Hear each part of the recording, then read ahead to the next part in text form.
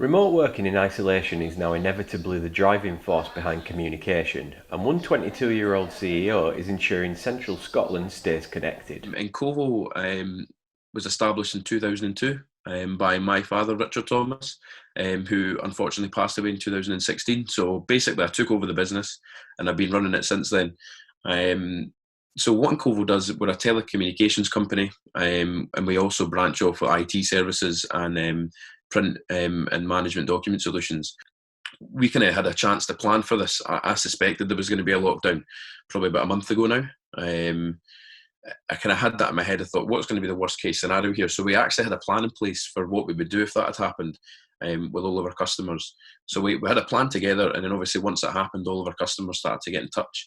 And in Kovo, we've got about 100, something like 115, 120 customers, and we managed to get 95% roughly that weren't remote working onto a remote worker setup, or a home worker, as some call it, and we managed to do that in less than 2 weeks. It was a big task for us, and we managed to do it, successfully. The other 5%, hopefully, will be a lot of our customers as well are, like engineering companies that, for example, work in a factory and don't have that ability to work from home. So it's really dependent on the organisation or sector that you're in to allow us to do that. But basically, anyone that works at an office that has a laptop and has a mobile phone and an internet connection can become a remote worker.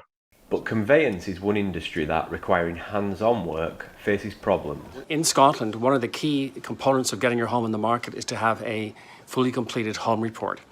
And under the current circumstances, as I'm sure you can understand, for health and safety reasons, our surveyed companies in Scotland are not performing home reports. They obviously have to have access to the home and that kind of thing.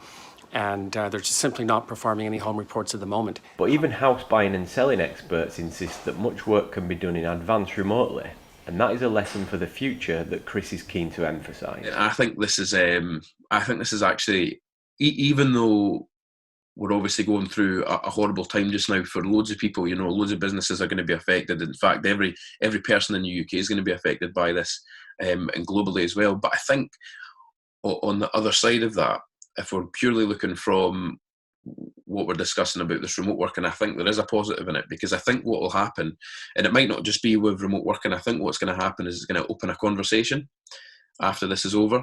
And I think people are going to be at least realising that home working should probably be standard practice.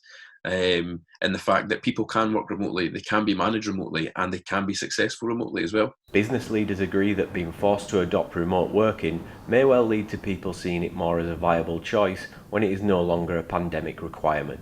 Ian McNally, That's TV.